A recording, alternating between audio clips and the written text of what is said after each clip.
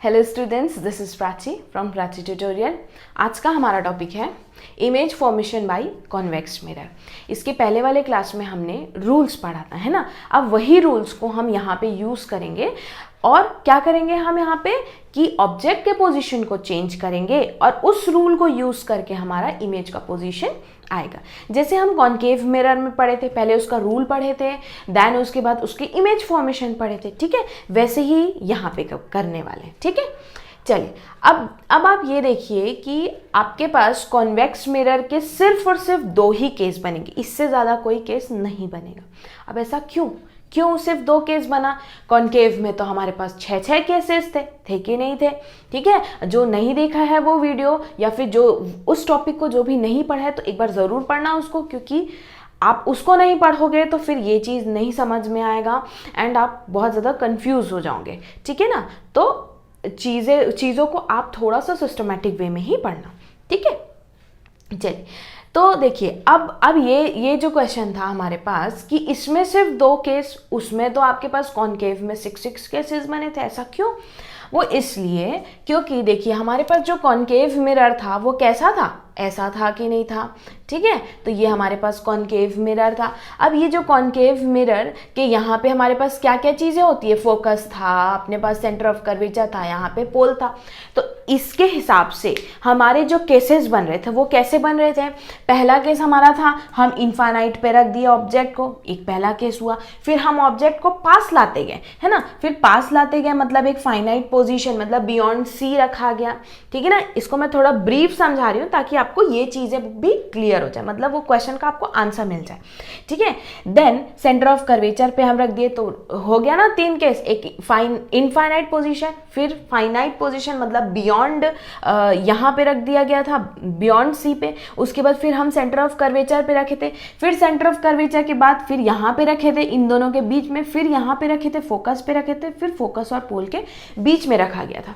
तो इस तरीके से हमारे पास 6 केसेस बन रहे थे, ठीक। अब इसमें ऐसा क्यों हुआ? फिर वो इसलिए हुआ तो जो हमारा एक टॉपिक था ना साइन कन्वेक्शन में हम देखे थे कि नहीं देखे थे कि हमेशा आप ऑब्जेक्ट को left hand side of the mirror ही रखोगे, है ना। तो यहाँ पे आपने ऑब्जेक्ट को इसी साइड ही रखा कि नहीं, यहाँ पे ऑब्जेक्ट रखा। तो इस केस में भी हम ऑब्जेक्ट को लेफ्ट हैंड साइड से ही कंसीडर करेंगे, मतलब रेज हमारा कहाँ से आएगा, ऐसे आएगा left hand side of the mirror से, ठीक। तो फिर क्या हो रहा है कि अब इस केस में कॉन्वेक्स मिरर वाले केस में जब आप लेफ्ट हैंड साइड पे ऑब्जेक्ट को रखोगे तो आप देख रहे हो कॉन्वेक्स मिरर जो है उसके जो focus and centre of curvature कहाँ लाई करते हैं? वो लाई करते हैं आपके बिहाइंड द मिरर लाई करते हैं, समझ रहे हैं ना।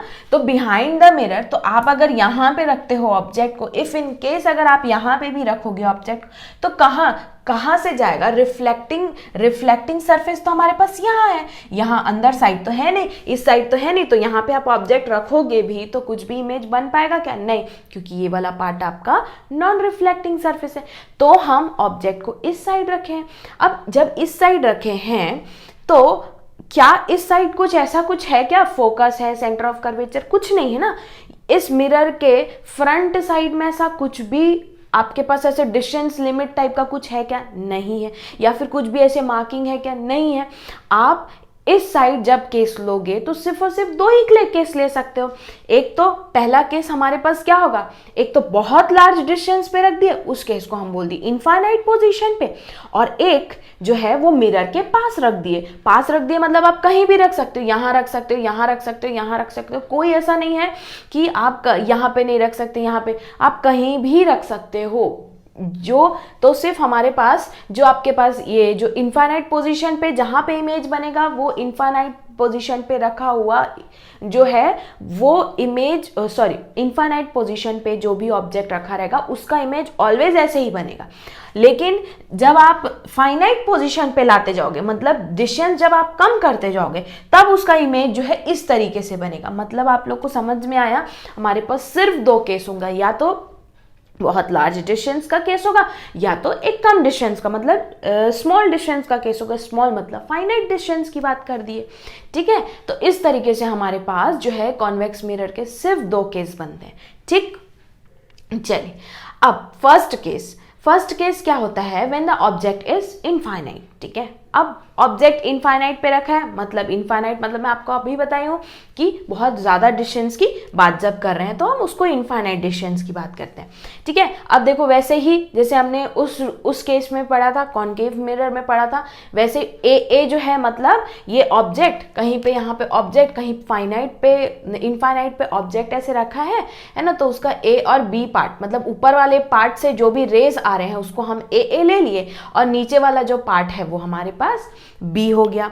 ठीक है, चलिए अब जो रेज आ रहे हैं, सपोज कुछ ऐसे रेज आ रहे हैं, तो हमारा जो फर्स्ट वाला जो रे है, फर्स्ट वाला रे कैसे आ रहा है, आया है ना, देन इस मिरर को उसने स्ट्राइक किया, यहां पर जब वो स्ट्राइक करेगा तो यहां से तो रिफ्लेक्ट हो जाएगा। ठीक है ना, आप अभी इधर मत देखिए, है ना, आया फिर ऐसे रिफ्लेक्ट हो गया, इंसिडेंट रे रिफ्लेक्टेड रेस। ठीक है, अब वैसे ही सेकेंड वाला जो रेस आया, यहाँ पे आया है ना, यहाँ पे कहाँ पे आपका स्ट्राइक हो रहा है, वो हो रहा है पोल पे, यहाँ पे पोल पे आया एंड अगेन ये इधर निकल गया।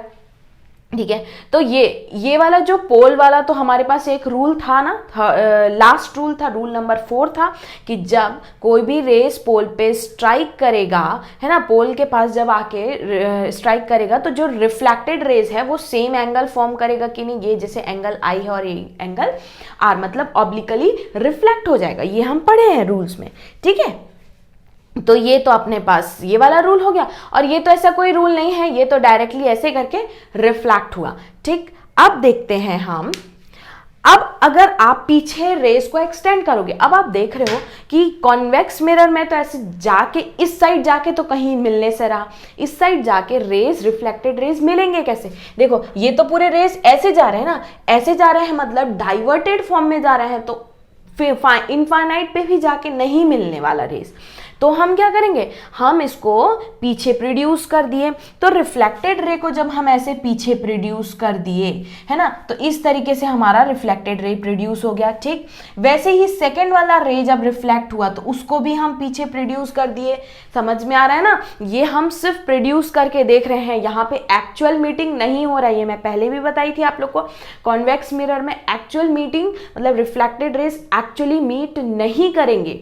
ठीक है, तो हम ऐसे पीछे प्रोड्यूस कर दिए। अब पीछे प्रोड्यूस करने के बाद जो यहाँ पे जो इमेज बन रहा है उस ऑब्जेक्ट का, ये वाला हमारा छोटा सा इमेज बना, मतलब हाईली डिमिनिश्ड, मतलब बहुत छोटा as compare to infinite position में जो भी ऑब्जेक्ट रखा है उसके साइज के हिसाब से जो इसका इमेज है वो बहुत ही छोटा बनेगा, डिमिनिश्ड इमेज मिलेगा।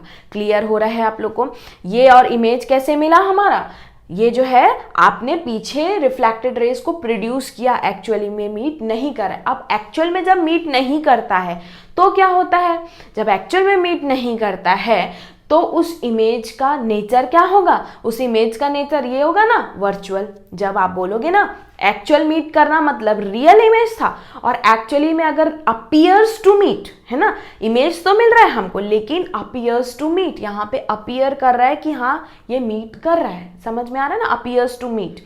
ठीक है, तो ये वाला इमेज का फिर क्या होगा आपके पास नेचर, वर्चुअल नेचर होगा। ठीक, तो देखिए वर्चुअल नेचर हो गया, है ना।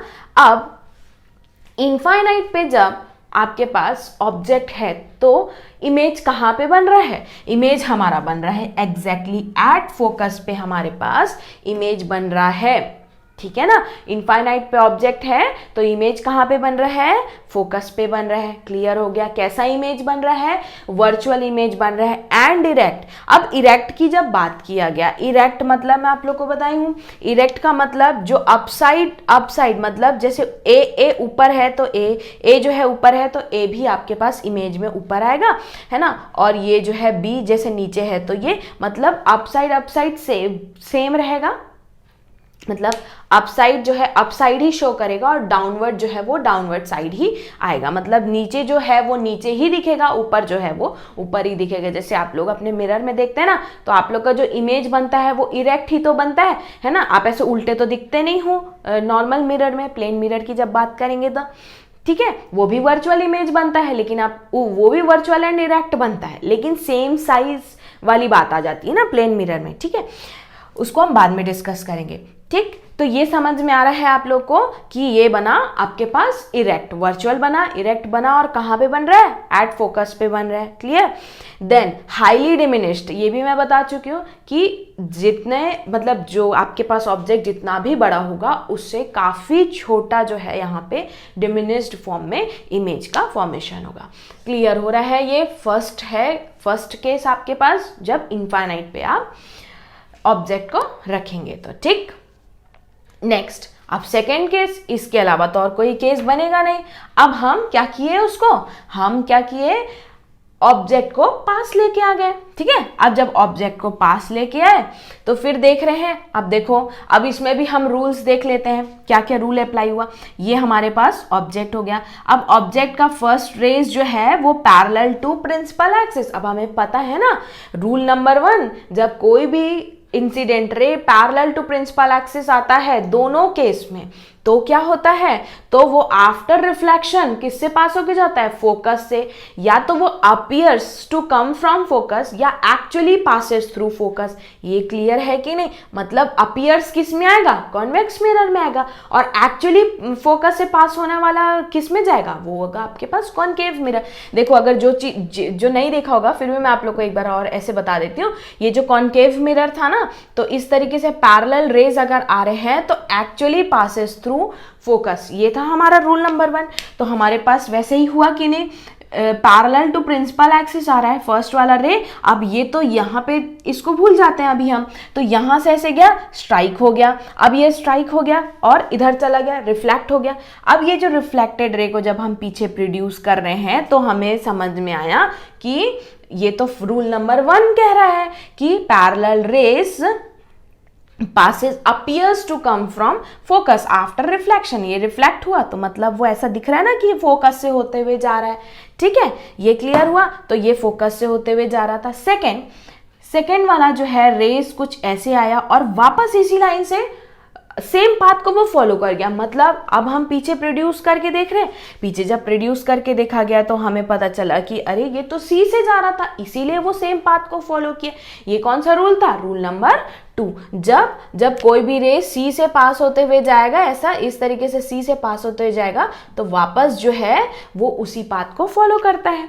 क्लियर हो गया कि नहीं। तो अब देख रहे हैं हम, हमारा जो रिफ्लेक्टेड रेज है वो यहाँ पे अपीयर्स टू मीट एट, यहाँ पे मीट कर रहा है, यहाँ पे हमारे पास इमेज बना। अब कहाँ पे बन रहा है इमेज बन रहा है बिटवीन पोल एंड फोकस के बीच में। मतलब दो ही जगह पे इमेज बना। कैसे, फर्स्ट फोकस पे जब आप इनफाइनाइट पोजीशन पे रख रहे हो ऑब्जेक्ट को, एंड सेकेंड जो होगा आप जब फाइनाइट, जब पास लेके आ गए तो आपके पास इमेज जो है एफ और पी के बीच में यहाँ पे इमेज बन रहा है। अब ये भी इमेज जो है आपके पास डिमिनिश्ड इमेज है, बहुत बड़ा नहीं है, छोटा इमेज फॉर्म होता है। ठीक है, लेकिन बहुत ज़्यादा हाईली डिमिनिश्ड की बात नहीं किया गया है, छोटा इमेज बनता है मतलब डिमिनिश्ड फॉर्म में। ठीक है, ये हो गया। अब एक और इसका प्रॉपर्टी क्या होगा, देखिए अपीयर्स टू मीट की बात किए हैं तो यहाँ पे वर्चुअल हो गया, और इरेक्ट क्यों हुआ, जो ए ऊपर है तो यहाँ पे ए दिख रहा है, बी नीचे है तो यहाँ पे बी दिख रहा है, तो ये हो जाएगा हमारे पास वर्चुअल एंड इरेक्ट। ठीक है, क्लियर हो गया आप लोग को।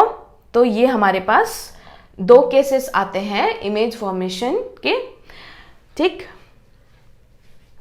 एंड इसके जो है हम नेक्स्ट क्लास में दोनों को हम कंपेयर करके इसके कुछ एग्जांपल्स देखेंगे, तो आप लोग को बहुत अच्छे से समझ में आएगा। एंड कुछ बहुत इंपॉर्टेंट पॉइंट है, क्वेश्चंस आपको वहीं से ही पूछेगा, है ना। मतलब जो अंदर में जैसे आपका इस टाइप का इस टाइप का मिरर कहाँ यूज़ होता है, उसके यूजेस, उसके एप्लीकेशन बहुत इंपॉर्टेंट है। तो मैं उसको आप लोग को बहुत अच्छे से डिस्कस करके बता दूंगी। ठीक है, सो यहाँ तक आप लोग को क्लियर हुआ है ना। एंड ठीक, चलिए, अगर आप लोग को मेरी वीडियोस अच्छी लग रही है तो प्लीज़ लाइक करिए, शेयर करिए एंड सब्सक्राइब करिए। Thank you.